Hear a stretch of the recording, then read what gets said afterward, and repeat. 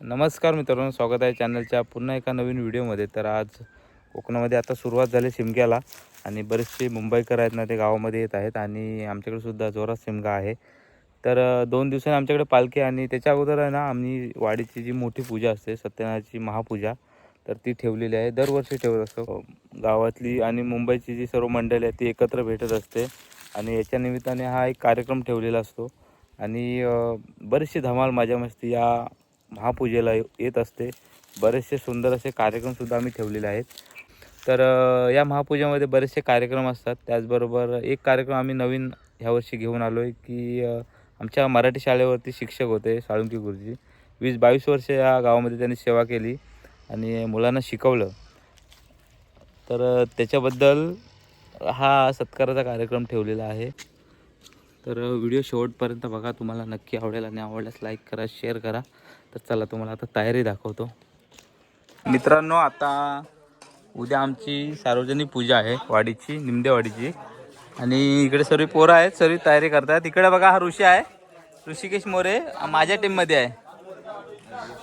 इकडे प्रज्वल लिमदे, इकडे बॅनर वगैरे आम्ही गेट वगैरे बनव दाखव, सुस्वागतमचा गेट वगैरे आहेत. तिकडे शुभम आहे ऑलराऊंडर, हा इकडचा राईटचा, हा लेफ्टचा, आणि सर्व तयारी चालू आहे. सुस्वागतम वगैरे सर्व डेकोरेशन, मंडप, स्टेज, बॅनर, आणि इकडं पताका लावायचं काम चालू आहे. कोकण प्रेमी असा काय करतोय? शिमग्याचा झाला आनंद मनाला. इकडे राजूदा, स्वर्ग सुख घेण्यासाठी भाई पवारची जरा गाण्याची मैफिल चालू आहे. इकडे पप्पूदा आहे गावदेवच्या पालख्यासाठी. हा, इकडे बघा आमच्या वाडीमध्ये पूजा आहे, त्याची तयारी चालू आहे. हा, भाई तू आज आपलं एक गाणं म्हणत होते, गण म्हणत हा, एक कोकणावरती एक व्यवस्थित जाऊ दे. एका वर्षाने सण आला, वर्षाने सणाला चला जाऊया कोकणाला, चाकरमनी निघाला. देवीच्या पालखीला तयारी तुम्हाला तर मी दाखवतो थोडक्यात. कला रे नमन बघायला चला, इकडे आमच्या वाडीतील बडजी बुवा संतोष जंगम, 2 शब्द बोला. ह्यांना शिमग्याला भरपूर अशा ऑर्डर आहेत आणि दुसरा ऑर्डर चालू, आणि एक पण पूजा आपल्या वाडीच्या बाहेर गेली नाही पाहिजे. हा, असं मला सहकार्य करा, मला सबस्क्राईब करा, मला सपोर्ट करा, चॅनलला सपोर्ट करा. इकडे बघा तयारी, पोरी इकडे रांगोळी काढतायत. सोनू आहे, चकोली, परत शीतल,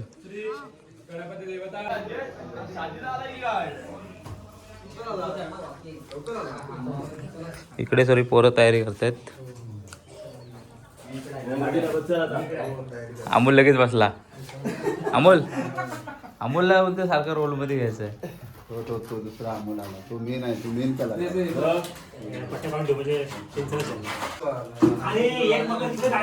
ए अमोल, एक तू तिकडे घे ना, दोन्ही त्याला बनवायला देतात ते. अमोल, एक तू घे ना बनवाय. हा तुझा, हा परत करू. ए आता उचल.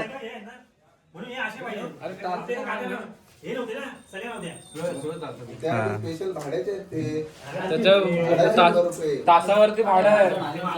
काढलाय अशा प्रकारे बघा मकर तयार झालेला आहे.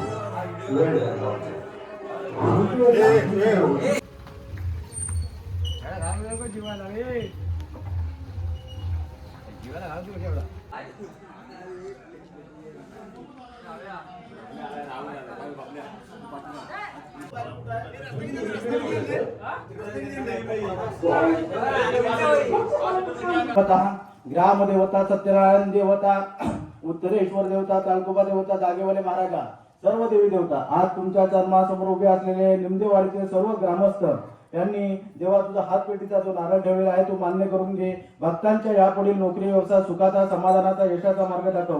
तसेच या वाडीमधील जे कोणी शिक्षण क्षेत्रामध्ये आहेत गणराया तुझ्या अंगी असणारे 14 विद्या 64 कला त्यांच्या अंगी देऊन सर्वतोपरी यशाचा मार्ग दाखव. आणि प्रत्येकाच्या घरावरील येडा पेडा दुःखबाधा यांच्या सर्वतोपरी निवारण करावे. 1चे 21 करावे. शेराचे 1.25 करावे. इथून नोकरी व्यवसायापर्यंत तसेच नोकरी असून इथपर्यंत जिथे राहतील जिथे जातील तिथे सुखाचा समाधानाचा यशाचा मार्ग दाखवावा.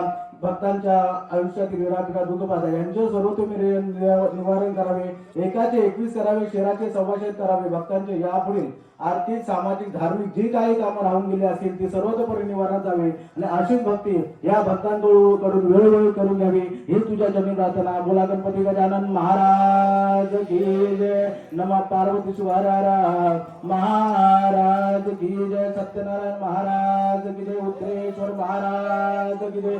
चालगोबा महाराज की जय. तर आता पूजा झालेली आहे. आरतीचा जो टाइम आहे. सर्व ग्रामस्थ मंडळी आलेले आहे.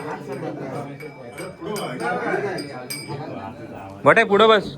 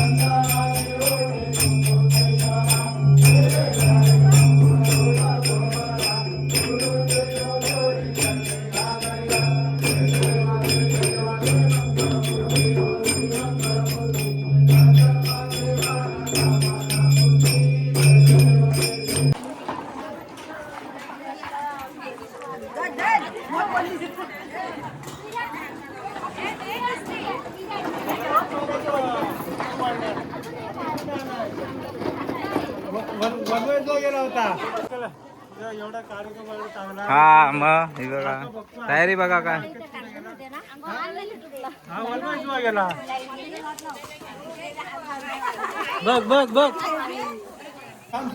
तर आता ते गुरुजी आलेले आहे.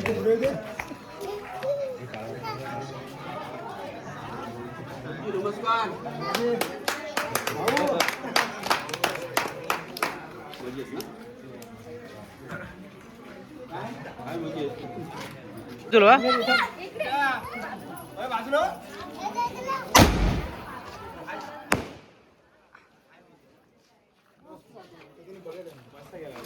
भारी होता.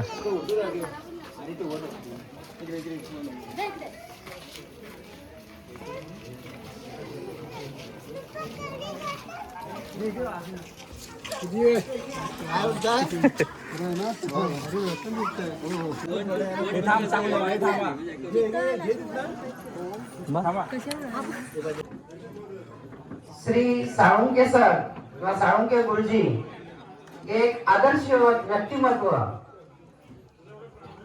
एक सुंदर विचार आपल्या नवतरुण मंडळाने इथं मांडलेला आहे की गुणी जनांचे सत्कार करणं हे आपलं आद्य कर्तव्य आहे.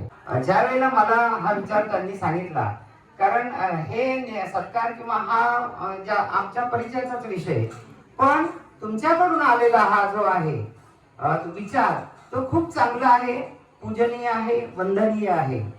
आपण सरांचा सत्कार करण्यापूर्वी या कार्यक्रमाचे अध्यक्ष आहेत त्यांना विनंती करतो की शिवप्रतिमेचं फक्त पूजन करावं आणि सरस्वती मातेचं पूजन करावं. व्यासपीठावरच्या मंडळींनी उभे राहा सर. तुम्ही काय पुढे येण्याची गरज नाही सर, तुम्ही तिथेच थांबा. तुम्ही त्या बरोबर द्यायचा. धन्यवाद.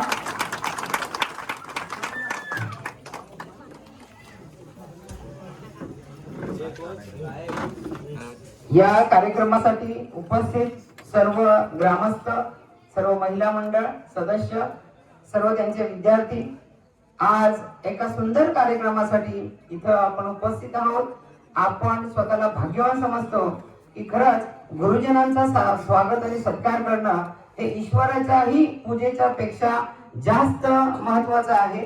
आणि तुमच्या ज्या भावना आहेत त्या खूप चांगल्या आहेत. जवळजवळ सर 22 वर्ष मला वाटतं इथं सेवा दिली. खरंच या गावची या वाड्याची त्यांनी 22 वर्ष सेवा केली शाळेच्या मार्फत.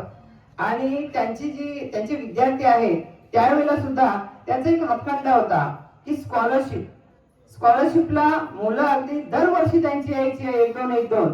आणि असं नाही की चांगल्याच घरातली यायची, अगदी सर्वसामान्य घरातली सुद्धा स्कॉलरशिपला ती मुलं आलेली आहेत. त्याचबरोबर क्रीडा क्षेत्रातही त्यांचं चांगलं योगदान होतं. त्यांचा संघ त्यांचे विद्यार्थी जिल्ह्यापर्यंत अगदी गेलेले होते आणि तिथे सुद्धा त्यांनी आपल्या गावाचं आपल्या वाडीचं नाव रोशन केलं होतं. त्याबद्दल मी त्यांना धन्यवाद देईन. आणि 2 शब्द बोलावा. ज्या काही तुमच्या आठवणी आहेत, एक विद्यार्थिनी आपण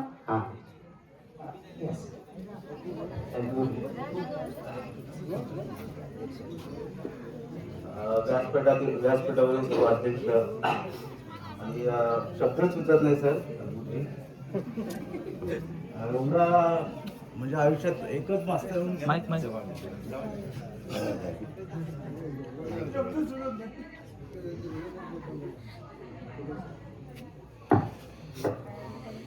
बरेच वर्ष कुठे तुम्हाला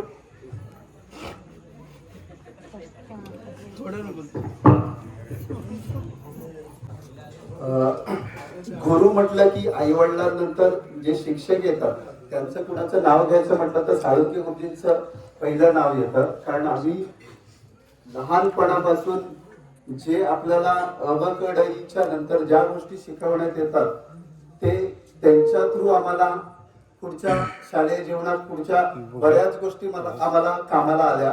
म्हणजे मीच नाही, आमच्यासारखे जे आपले गाव मंडळींचे सगळे मुलं आहेत त्यांच्या बरोबरच्या आठवणी, शाळेतला जे ते हक्काने बोलायचे किंवा आम्हाला आताही आठवतं की आताच्या पिढीला जो धाक किंवा जी भीती आहे शिक्षणाबद्दल ती कदाचित आता तेवढं झालं नाही की जी त्यावेळी आमची होती. त्यावेळी पालकांनी पूर्णपणे शिक्षकांकडे सोडलं होतं की तुम्ही काही करा, आम्हाला प्रॉब्लेम नाही. आणि त्यामुळे आम्हाला त्यांची जी भीती होती किंवा त्यांची भीती होती की आमचं काहीतरी चांगलं व्हावं, या पद्धतीने व्हावे. किंवा बऱ्याच जणांना त्यांना समोर बघितल्यावर आठवेल की काय काय गोष्टी त्यांनी आमच्या बाबतीत केल्यात किंवा त्या कदाचित त्यावेळी आम्हाला त्या चुकीच्या पण वाटत होत्या की कदाचित आई वडिलांनी पण बिंदासपणे मारण्याचंही केलं नसेल धाडस, पण ते बिंदासपणे करायचे. कारण त्यांना माहिती होतं की ज्यावेळी ज्या गोष्टी करण्याच्या आहेत ते जर आज त्यांनी केल्या नसतात तर आपल्यामध्ये ज्या गोष्टी किंवा जे गोष्ट ज्या स्तरावरती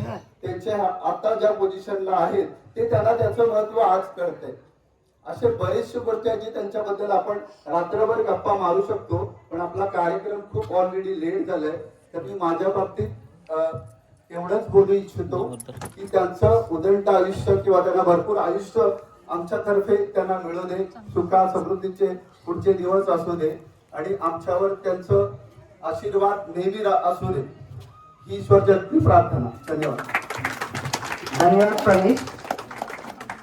कर्तृत्वाचा गौरव करणे ही आपली संस्कृती आहे आणि आज आपण असाच एका कर्तृत्ववान व्यक्तिमत्वाचा सन्मान करण्यासाठी एकत्र आलो आहोत. यानंतर विद्यार्थिनींपैकी तू बोलतोस? ठीक आहे. सॉरी, रात्री 1 वाजता काढले सुचले होते, उठून लिहून काढले ते, पण ते थोडंसं जुळवण्यासाठी टाइम मिळाला नाही पुढे. आयुष्यातील आजपर्यंतचा प्रवास, इथपर्यंतचा प्रवास काही साधा सुद्धा आणि सरळ नव्हता. प्रत्येक वळणावर गुरु भेटले, कधी तर आयुष्य स्वतःचा गुरु बनला.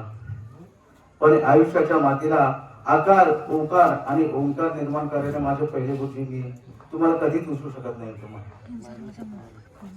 आई बाप आमचा अडाणी होता, स्वतःचं नाव मुश्किलीने काढत होता, पण पोरगा शिकला पाहिजे हा ध्यास होता. मास्तरावर त्याचा विश्वास होता. पोरग चुकलं तिथं चोपून काढा हा दम दिला होता. त्यामुळे गुरुजी विसरू शकत नाही तुम्हाला. त्यावेळेस आई बाप आणि गुरुजी आमचे झाला होता.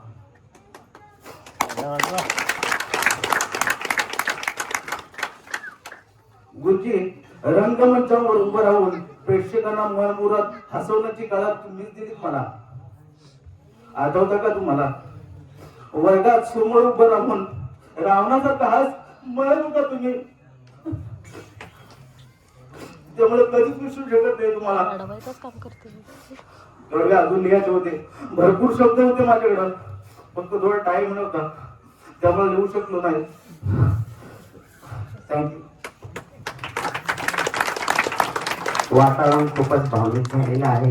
यानंतर या त्यांचे विद्यार्थी पण मागं उभा राहा जरा.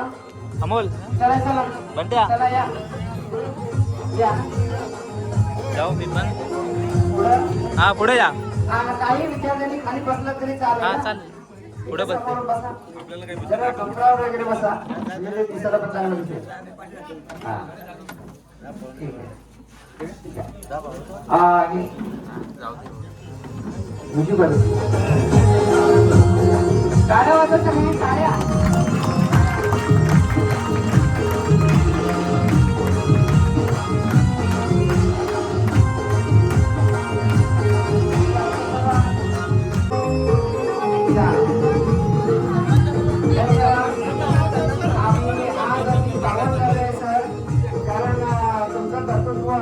त्याचबरोबर आमच्या पण गेल्यानंतर सुद्धा सर खेळामध्ये असं उत्तम काम होतं.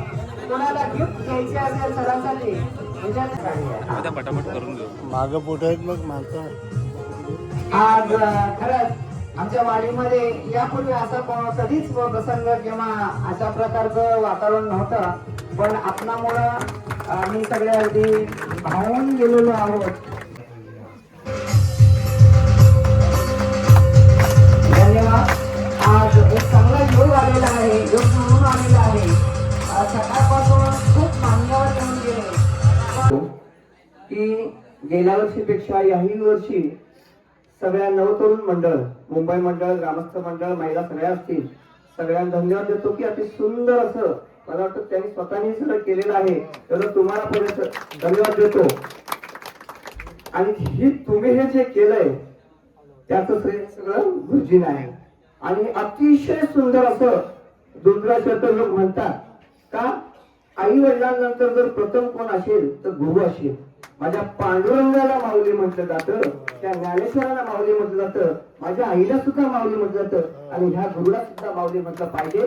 कारण ही माऊली स्वतःच्या कुटुंबावर दगड तुळशीपत्र ठेवून तुमच्यासारख्या गोरगरीब, आमच्यासारख्या गोरगरीब मुलांना चांगलं शिक्षण मिळावं, चांगली नोकरी मिळावी आणि हे तुमच्यातले संस्कार, विचार, आचार हे गुरुजींचे आहेत. आणि तुम्हाला प्रामाणिकपणे सांगतो, माझ्यापेक्षा तुम्ही तुमच्या आई वडिलांना नक्कीच चांगलं सांभाळाल, कारण संस्कार हे गुरुजींचे आहेत. मला जास्त बोलायचं होतं पण मी बोलत नाही. गुरु ब्रह्मा गुरु विष्णू पण काय बोलत नाही आणि थांबतो आणि गुरुजींना नमन करतो. धन्यवाद सगळ्यांचं. मी सरांना विनंती करतो थोडक्यात आपले विचार. खरंच आम्हाला सकाळपर्यंत ऐकण्याची तुम्हाला इच्छा आहे, पण वेळेअभावी आम्ही थोडस वेळेचा अभाव आहे म्हणून आम्ही कमी याच्यात करतोय. विनंती करतो की आपण 2 शब्द बोलावे.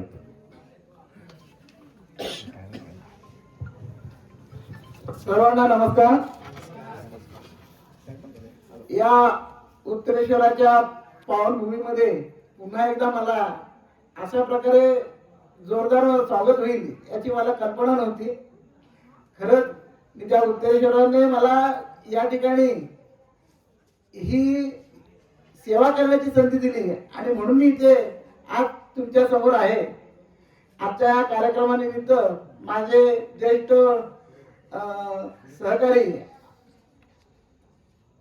जंगम गुरुजी, त्याचबरोबर त्यांचे मॅडम, त्याचबरोबर आपल्या गावचे प्रतिष्ठित सरपंच साहेब आणि इथे जमलेले सर्व ग्रामस्थ, मी म्हणजे प्रत्येकाचं नाव घेऊन म्हटलं तर आता गुरुजी बोलले की थोडक्यात आपल्याला घ्यायचं आहे. तर खूप म्हणजे आजचा हा कार्यक्रमाची मला एवढी म्हणजे अशी अपेक्षा नव्हती.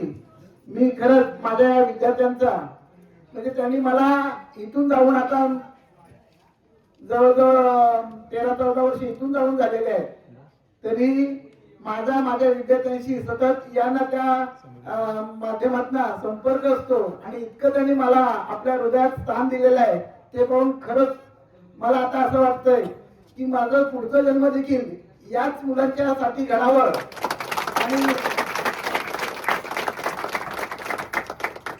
आणि त्यांनी देखील या समाजामध्ये वावरताना आपलं नाव, आपल्या वाडीचं नाव, सर्वांचं नाव उंचवावं. समाजामध्ये असे चांगली माणसं घडणं गरजेचे आहे.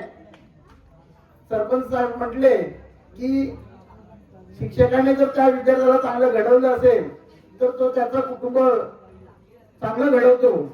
आणि मला याची प्रचिती या ठिकाणी तुम्ही बोलवलात आणि माझा जो कार्यक्रम या ठिकाणी सत्कार स्वागत जो केलेला आहे त्याने खूपच वाढून गेलेला आहे.